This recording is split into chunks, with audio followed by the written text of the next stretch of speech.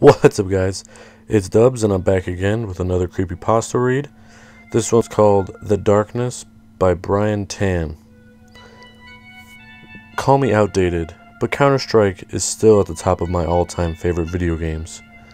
Late night at the dorm, alone, playing up until 3 a.m. with full volume on. Yeah, that's my style. Today was supposed to be no different. I turned on my MacBook Pro. The glossy screen made a clear reflection of my long, narrow room. The dorm rooms were all made just for one person, so I was always alone. My laptop was propped up on my desk at the end of the room, opposite the door. It was almost too routine. After a long, boring day of classes, I'd get back to my room at 10 p.m. I'd go Facebook, Twitter, 9gag, up until I've surfed every nook and cranny of the net. Then, bored as fuck, I'd open CounterStrike and go firing deep into the night. But tonight, while surfing, a friend suddenly messaged me on Facebook. "Hey dude, check out this sick CS map," Kevin messaged me with a download link. As he was a CS addict just like me, I opened the link. The map was called DE Darkness. With my 10 megabyte per second internet, the map downloaded in a flash. Excited, I immediately opened CounterStrike to try out the map. I set it up to play a good old-fashioned 5 versus 5 affair.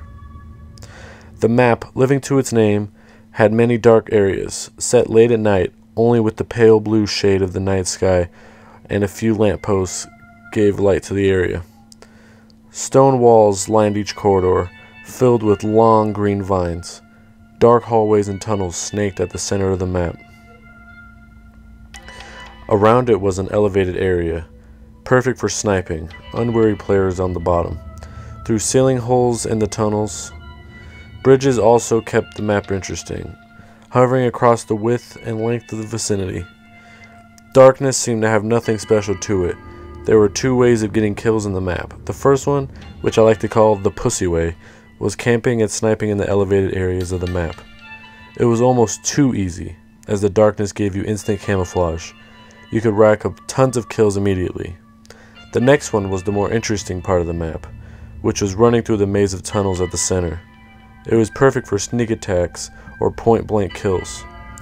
As usual, I racked up more than half of my team's kills in the first few rounds, even while switching between the two ways to play. It was after the first 5 rounds that I started to notice things. One time, while roaming the map, I started to hear cracking noises. They were nothing like the usual sound effects I hear in Counter-Strike maps. Some players' footsteps also started to sound different.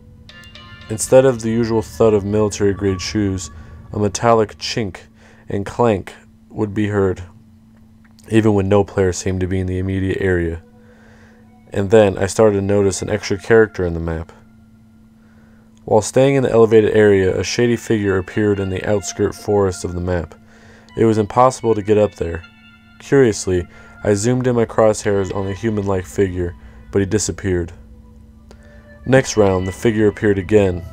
This time, he was only a few paces away, so I was able to get a better look. He wore a brown overcoat extending to the knees, fully buttoned up. A matching pair of brown slacks completed his outdated fashion statement.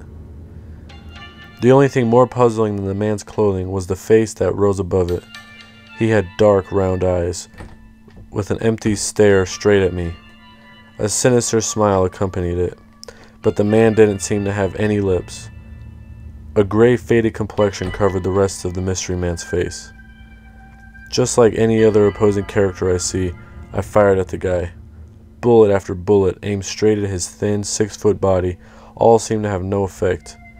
Before I could try other ways to kill him, another player killed me. Wow, this map has something special after all. An extra character, almost impossible to kill. A sense of excitement hit me like never before, like it was just the first time I got my hands on the game. I spent pretty much all the remaining rounds trying to find and kill this character, even if it meant lowering my kill-death ratio. I noticed that the man only appeared in dark spaces, randomly across the map. Many times the man would toy with me. When I tried to run at him, he would stand still, but no distance would be made up. Other times, while firing at him, the man would contort and shake rapidly, like thousands of bullets showered his body all at once. But one thing remained. I was never able to kill him. It must have been an hour or two already, as I was starting to get sleepy. Trying to kill the mystery man was now a boring, futile effort. It was a great fun while it lasted, so I closed the application, shutting down in 3, 2, 1, and my MacBook screen shut off. But something remained on the screen. The same shady figure wearing brown was still on the right-hand corner. Is my MacBook glitching now? Then the figure came closer, and closer, and closer. Now his gray face, empty eye sockets, and a sinister smile accompanied most of my screen. Then I realized I was staring at my laptop's reflection.